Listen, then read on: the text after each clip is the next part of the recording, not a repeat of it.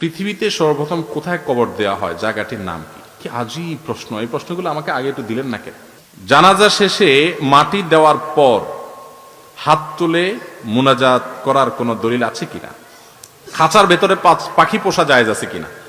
খাঁচার ভেতরে পাখি, সেই সমস্ত পাখি পুষতে পারেন যে পাখিগুলো ওইভাবে আল্লাহ তাআলা সৃষ্টি করেছেন, এগুলো সাধারণত বাইরে উড়ে অন্যান্য পাখির মধ্যে বেঁচে থাকতে পারে না, আত্মরক্ষা করতে পারে না। আছে না যে সৃষ্টি ওই রকম, যে কোমল, যে ওইভাবে, যেমন টিয়া পাখির কথা বলতে পারি, যে এটা নর্মালি অন্যান্য পাখির মতো উড়ে নিজেকে আত্মরক্ষা করতে পারে না, এরকম পাখি, এরকম আপনার মাছের অ্যাকুয়ারিয়ামে মাছ, এগুলো পালতে পারেন। কিন্তু যে পাখি নর্মালি উড়ে এবং স্বাভাবিকভাবে নিজের আত্মরক্ষা করতে পারে, তাকে আপনি জবরদস্তিমূলক আটকায় রাখছেন বেঁধে, এটা জুলুম। এবং কিছু কিছু মানুষ আছে যে পাখির আপনার ধরে নিয়ে আসতেছে, বাচ্চাটা ধরে নিয়ে আসতেছে, মাটা থাকছে, মাটাকে নিয়ে আসছে, বাচ্চা থাকছে। নবী সাল্লাল্লাহু আলাইহি ওয়াসাল্লাম এরকম করতে দেখে সাহাবীকে নিষেধ করেছেন। এই জন্য আপনার ফুর্তি যেন তাদের কষ্টের কারণ হয়, সেটা খেয়াল রাখতে হবে। জানাজা শেষে মাটি দেওয়ার পর হাত তুলে মুনাজাত করার কোনো দলিল আছে কিনা? হ্যাঁ ভাই, এই জায়গায় হাত তুলে দোয়া করার দলিল আছে। নবী করিম সাল্লাল্লাহু আলাইহি ওয়াসাল্লাম নিজে আমল করেছেন।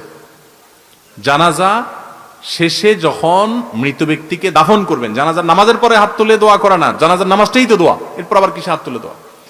এরপর কবরে নিয়ে মুর্দাকে দাফন করছেন, দাফন শেষ। এবার যারা দাফন কাজে শরীক হয়েছেন সবাই কেবলামুখী হয়ে আল্লাহর কাছে প্রত্যেকে যার যার মতো, প্রত্যেকে আলাদা আলাদা করে যার যার মতো আল্লাহর কাছে দোয়া করবেন মুর্দার জন্য। কি দোয়া করবেন? নবী সাল্লাল্লাহু আলাইহি ওয়াসাল্লাম বলেছেন, সালু লি আখিকুমুত তাসবীত লি আখিকুম ওয়া সালু লাহুত তাসবীত আও কামা ওয়ারাদ ফিল হাদিস। অর্থাৎ তোমাদের ভাই যার দাফন করলা, এখন তার জন্য আল্লাহর কাছে দোয়া করো, আল্লাহ যেন তাকে মাফ করে দেয়। আরেকটা দোয়া হলো, আল্লাহ যেন তাকে ঈমানের উপরে, এখন মুনকার নাকির যে প্রশ্ন করবে এটার উপর যেন অটল অবিচল রাখে। দুনিয়াতে সে ঈমানদার ছিল, এখনো সেই ঈমানের উপরে যেন টিকে থাকে, সেজন্য বিচলিত হয়ে না যায়, এই জন্য আল্লাহর কাছে দোয়া করো। এই জন্য দোয়া করতে হয়। বাংলায় আপনি দোয়া করতে পারেন, আল্লাহ আপনি অমুককে, যার কবর আমি দিলাম মাত্র, দাফন করলাম, আল্লাহ তাকে মাফ করে দেন। আর তিনি দুনিয়াতে যেরকম ঈমানদার ছিলেন, এখন মুনকার নাকিরের প্রশ্নের জবাবেও আপনি তাকে ঈমানের উপরে টিকে থাকার তৌফিক দান করবেন। এই দোয়া হাত তুলে করাও নবী সাল্লাল্লাহু আলাইহি ওয়াসাল্লাম দ্বারা সাবিত এবং প্রমাণিত, কিবলামুখী হয়ে। এজন্য এটা সুন্নাত এবং এটা করবেন।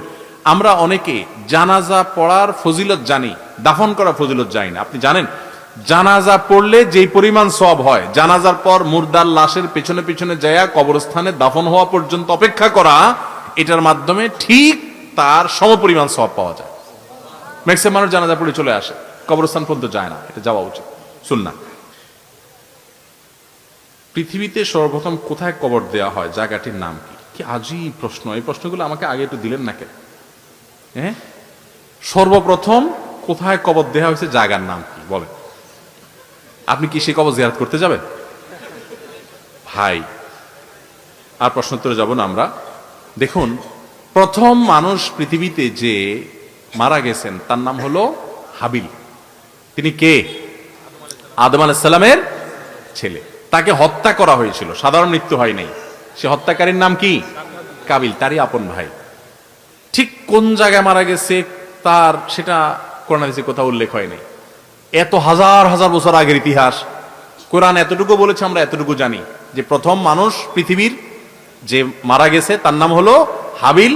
তাকে হত্যা করেছে যে তার নাম হলো তার ভাই, হিংসা করে হত্যা করেছে। হত্যা করার পর প্রথম মানুষ মারা গেছে। তো আদম আলাইহিস সালাম পৃথিবীতে আসার পর ভাইদের মধ্যে মারামারি হয়ে এই ঘটনা। এরপরে তিনি যে হত্যা করছে, সে চিন্তা করছে, হায় হায়, লাশ এখন কি করব? কারণ লাশ কি করতে এটা তো সে জানে না, দেখে নাই। তো আল্লাহ তাআলা কোরআনে বলছেন যে একটা কাক পাঠিয়েছেন আল্লাহ। একটা কাক আরেকটা মরা কাককে বালু সরাইয়া বালুর নিচে রেখে উপরে বালু চাপা দিয়ে দিছে। তখন তার মাথায় বুদ্ধি আসলো, হায় রে, এই কাকের মাথার বুদ্ধিটা আমার মাথায় নাই, মানুষ খুন করে এরকম আমি বুদ্ধি লোপ পেয়ে গেছে। তখন সে মাটি খুদে তার ভাইয়ের লাশ রেখে দাফন করেছে। এই প্রথম মানুষকে দাফন করা হয়েছে। জায়গাটা এক্সাক্ট কোথায় এটা একমাত্র আল্লাহ ভালো জানেন। এত আগের কথা, সেটার নাম নিশানা এখন থাকার কথা না।